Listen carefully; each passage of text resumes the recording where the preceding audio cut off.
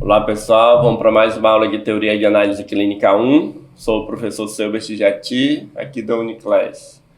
O tema da nossa aula de hoje são patologias correlacionadas, né? Existe uma Sociedade Brasileira de Patologia, que é quem estuda essas doenças, né? E como que elas podem se relacionar umas com as outras. Tem muitas doenças que acabam servindo, por exemplo, de porta de entrada para outras doenças, né? Tem doença que a gente chama de doença oportunista, que só que ataca quando você está com a imunidade baixa, tá? Tem doenças que são doenças menos severas, né? Mais severas e tal. Isso a gente vai tentar fazer aí um apanhado geral na aula de hoje, beleza? Então vamos lá. Antes de tudo, a gente tem que saber o que é uma patologia, né? O termo patologia significa estudo das doenças, tá? Vem do grego pathos, que significa doença, e logos, que significa estudo. Então, tudo que você fala em relação a uma doença que está sendo estudada, você está falando da patologia dela, né? Quem causa, como ocorre, como transmite, como cura, né? Como que o ser vivo que causa a doença se reproduz, né? Onde que ele ataca, tudo isso faz parte da patologia. Então, apesar do significado, a patologia não estuda todos os aspectos das doenças, pois está mais voltada para a análise das alterações que elas provocam em células, tecidos, órgãos e sistemas, tá? Então, o foco principal da patologia é como que essa doença se comporta no seu corpo, né? Quais alterações elas vão ter, né? A nível celular, a nível de tecido, a nível de órgão e a nível de sistemas. Lembrando que as células, né, o conjunto delas formam os tecidos, o conjunto dos tecidos formam os órgãos, o conjunto dos órgãos formam os sistemas e o conjunto dos sistemas forma o nosso corpo todo, tá? Então a patologia se preocupa basicamente em como que isso ocorre e, claro, você tem que saber sobre o causador, como que ele infecta você, para poder evitar uma série de fatores aí. E depois que ele infecta, como que ele se comporta no seu corpo para poder chegar à cura, né? Porque toda pessoa que fica doente, ela quer ser curada, né? E ela pode ser curada propriamente pelo seu corpo, pelo sistema imunológico, né? Quando é uma doença menos severa, ou às vezes precisar de remédios mais fortes, né, que vão causar muitas vezes até efeitos colaterais muito grandes no seu corpo, tá? Existe uma regra muito grande quando a gente fala em patologia, é que muitas vezes é melhor esperar o corpo da gente reagir para poder tomar um remédio, porque o remédio tem tanto efeito colateral que pode te prejudicar, né? Você fica curado daquela doença, mas fica com um sistema imunológico tão baixo que pode ser acometido por outras e acabar piorando o seu estado de saúde geral, tá certo? Então, né, o que é uma doença, né? As causas de doenças são as mais diversas e podem ser desencaminhadas por organismos patogênicos, né? O que é um organismo patogênico, né? Geralmente são micro-organismos que acabam entrando no seu corpo, te infectando, né? E aí cada micro-organismo vai ter uma especificidade, vai atacar um tipo de célula.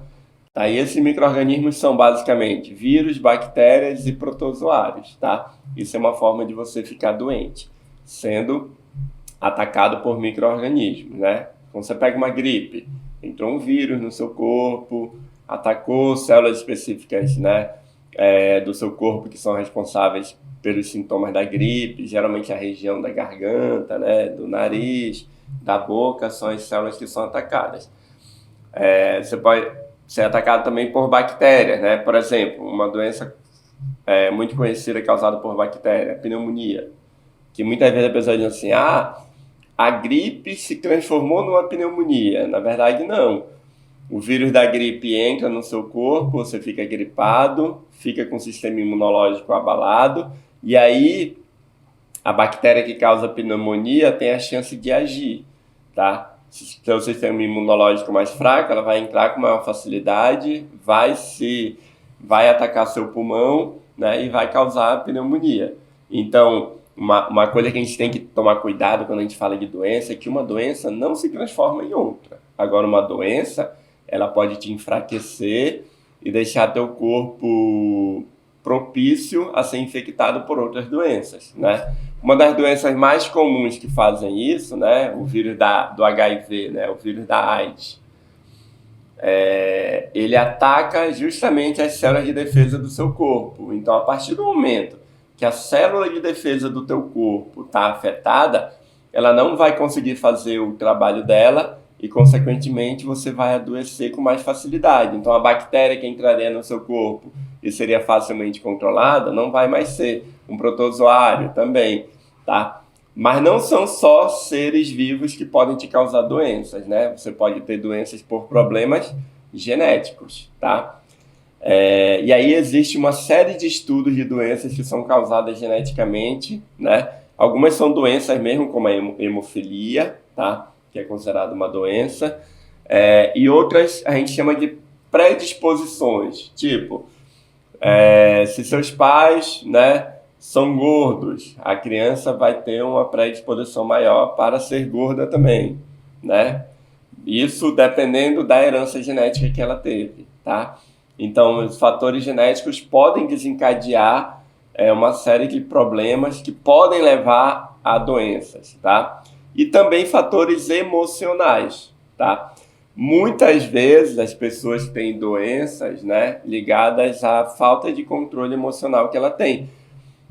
Uma pessoa que tem pouco controle emocional, por exemplo, ela fica pensando demais num determinado assunto, num determinado problema, acaba que o sistema imunológico dela baixa também. Então, geralmente, uma pessoa que tem problema emocional, ela facilmente tem quedas no sistema imunológico e, consequentemente, doenças que eram facilmente controladas acabam acometendo a pessoa com maior facilidade, tá?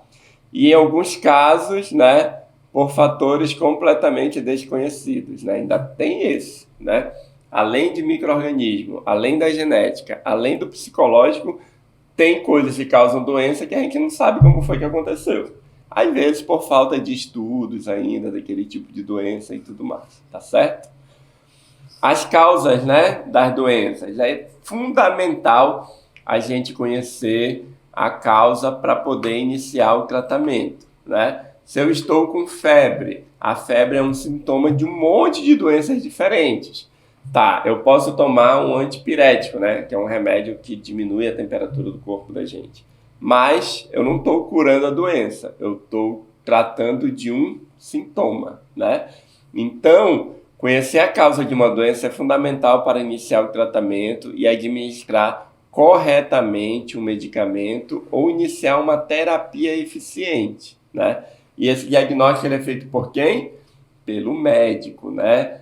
Nenhuma consulta, onde ele vai te pedir exames, vai testar ali para ver qual a doença que você tem de fato, para poder te tratar. O que acontece é que na maioria das vezes a gente vai ao médico e a gente não quer fazer exame. A gente quer falar para o médico e quer que o médico faça um milagre, né? E já diagnostique a gente qual doença a gente tem efetivamente, para a gente já sair com remédio para tomar para ficar curado, né? E nem sempre esse é um caminho tão fácil para o médico, né? Geralmente o correto, né, do atendimento médico é ele fazer uma anamnese, onde ele vai descobrir, né, sua forma de vida e tal, e começar a suspeitar de algumas doenças, pedir um exame, e depois que você tem o resultado do exame é que ele vai ter uma eficácia maior de dizer pelo menos se é um vírus, se é uma bactéria, se é um protozoário, para ele passar medicamentos adequados também, né? Então, o remédio que mata vírus não é o mesmo que mata bactéria, não é o mesmo que mata protozoário e assim sucessivamente, tá? Então, é necessário um diagnóstico adequado para poder você ter uma eficiência maior até no tratamento dessa doença que está lhe causando aí qualquer problema. E o remédio, né? Também é importante saber qual o medicamento ideal para controle daquele micro-organismo, por exemplo, que está te causando a doença, né? Muitas vezes a gente usa um remédio porque o meu amigo estava com o mesmo sintoma que eu, usou aquele remédio e ficou bom, entendeu? Ele podia ter, né, uma doença diferente, entendeu? Então, o remédio que matou, digamos, a bactéria que estava causando o problema no seu amigo, de repente você tem o mesmo sintoma e não é causado por uma bactéria, ou é uma bactéria diferente, né? Os remédios, eles são específicos, tá certo? Para cada organismo que está te causando ali aquele mal, tá?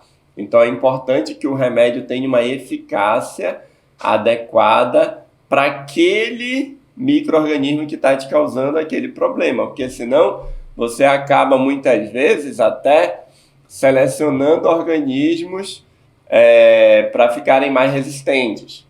Por exemplo, existe uma lei aqui no Brasil que é proibido você tomar antibiótico sem receita médica. Isso por quê? Porque antigamente, quando não existia essa lei, as pessoas compravam antibiótico e tomavam, primeiro, às vezes, o antibiótico errado e muitas vezes também em quantidade inadequada, tá? Porque como é que o antibiótico funciona, né? Imagina que você está contaminado por uma bactéria, por exemplo, você está com uma pneumonia, que é uma doença causada por bactéria, que a gente falou ainda há pouco, né? Dependendo de como está o teu pulmão infestado de bactérias, você vai ter doses diferentes do remédio para tomar. Então, se você acha, eu acho que eu estou com pneumonia, vou tomar aqui um remédio que mata o pneumococcus, né? Que é a bactéria que causa a pneumonia. Mas eu tomo 2 dias, por exemplo, e meu sintoma meio que desaparece. Você pensa, opa, o remédio é bom, estou curado, né? Mas esses 2 dias pode não ter sido suficiente para matar todas as bactérias que estavam te causando aquele mal. Então, quando você começa a tomar um remédio, o que acontece? A quantidade de micro-organismo baixa, vai baixando, e se você parou e ela não acabou, ele volta a crescer de novo, tá? Então, às vezes a pessoa diz, o fulano, meu amigo, meu parente, tomou o remédio tal, estava com pneumonia, tomou o remédio tal por 3 dias, né? Sobrou o remédio lá com ele. Eu acho que eu estou com pneumonia, vou tomar por 3 dias, né? E diz assim, eu fiquei bom, mas depois voltou tudo de novo. Pode ter acontecido isso, né? De você não ter tomado a quantidade ideal. E aí, como é que a gente sabe qual é a quantidade ideal para tomar? O médico que passa, depois de fazer o exame, para saber quanto de bactéria tem no seu corpo, para saber qual a quantidade ideal, qual a dose ideal e tudo mais, tá? Então, mesmo que seja a mesma doença, ela não vai muitas vezes se manifestar da mesma forma numa pessoa e na outra, né? A gente já viu aí várias e várias vezes que as pessoas têm um organismo diferente, reagem de forma diferente, por conta de uma série de fatores, por conta do metabolismo diferente, né? Então, muitas vezes, utilizamos um remédio por ele ter sido eficaz para o tratamento de um amigo ou parente, esquecendo-nos de que cada organismo reage de uma forma diferente a uma determinada substância. Você pode ser até alérgico àquele produto, entendeu? E no lugar de você ficar curado, na verdade vai piorar a sua situação de saúde, né? Então é muito importante a gente ter esses cuidados quando a gente fala de tomar um medicamento, tá? Tem medicamentos que são mais leves, né? Que todo mundo toma, tipo um remédio para febre, dipirona, né? Dor de cabeça, dipirona, dor no dedão, dipirona, né? Tem remédios que são de uso mais comuns, tem remédios que são de uso mais restrito, né?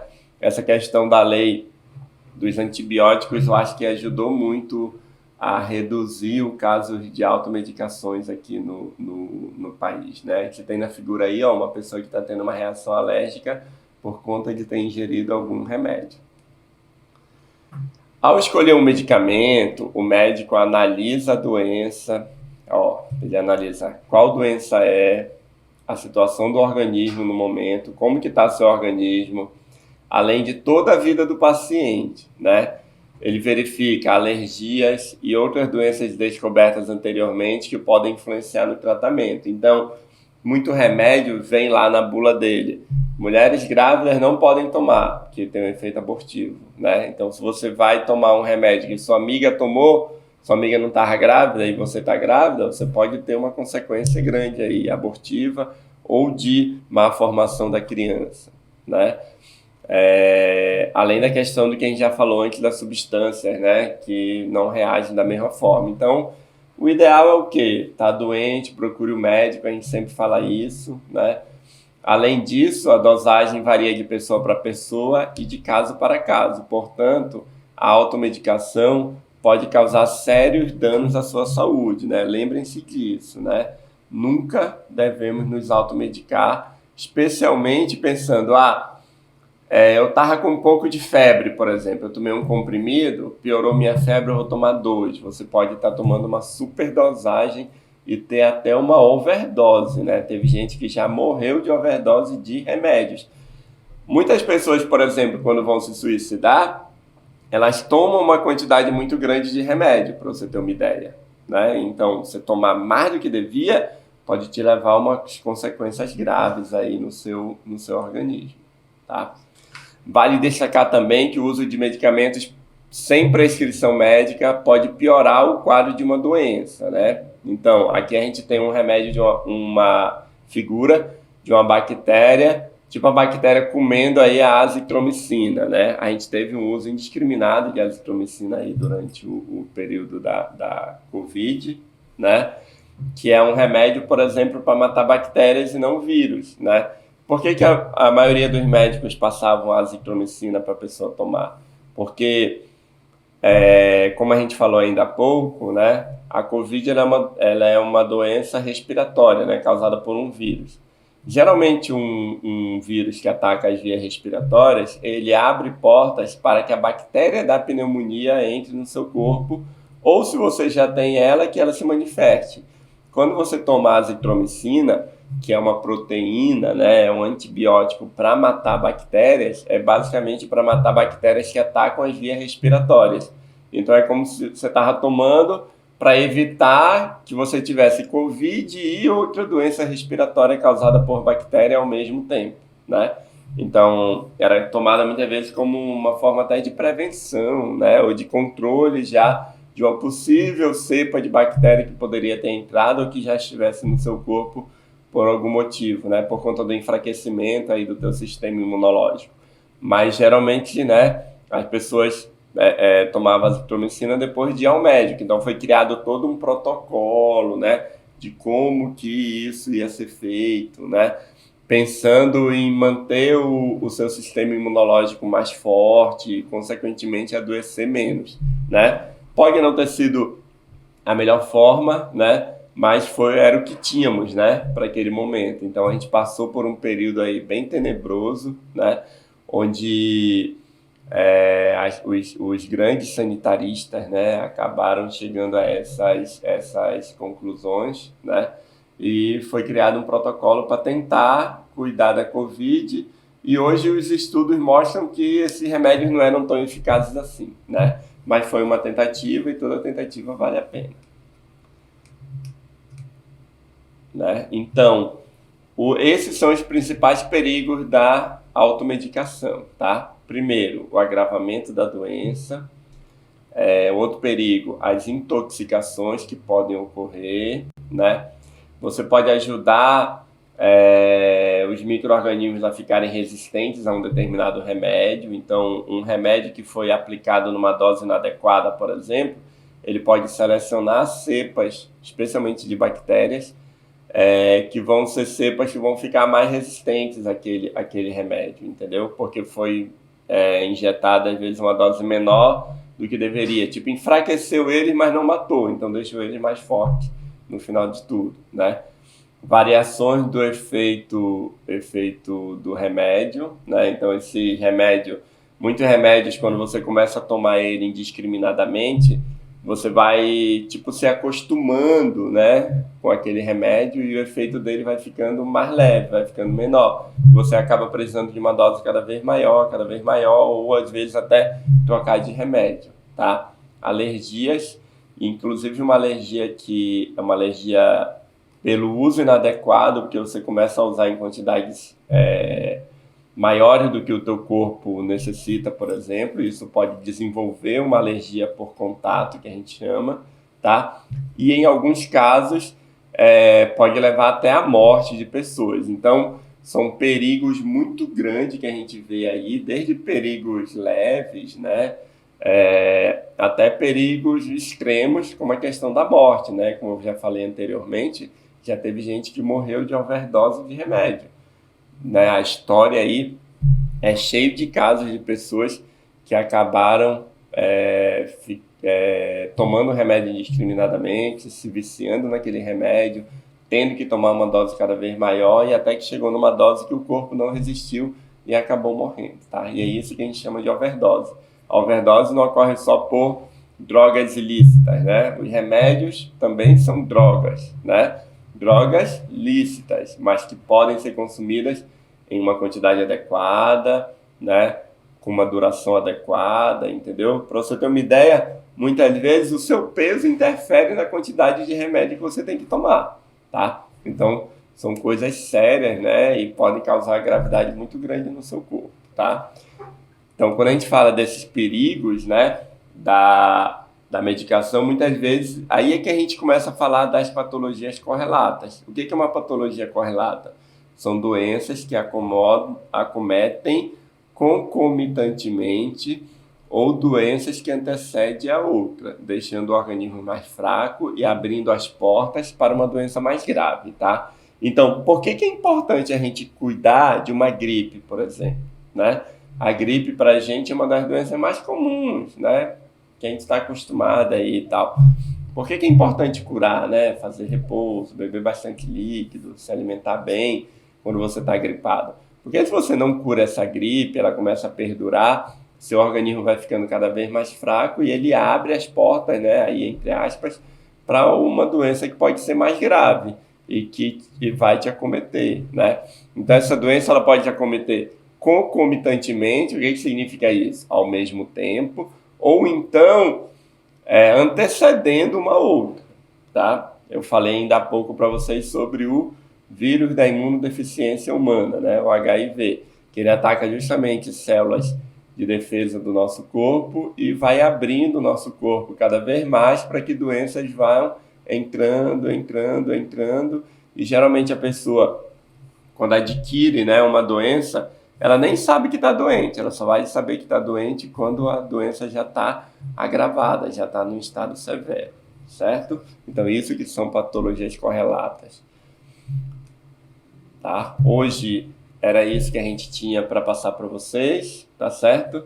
Aqui está nosso e-mail, nosso Instagram, quem quiser entrar em contato lá para tirar alguma dúvida, estamos sempre à disposição, tá bom? Tchau e até a próxima.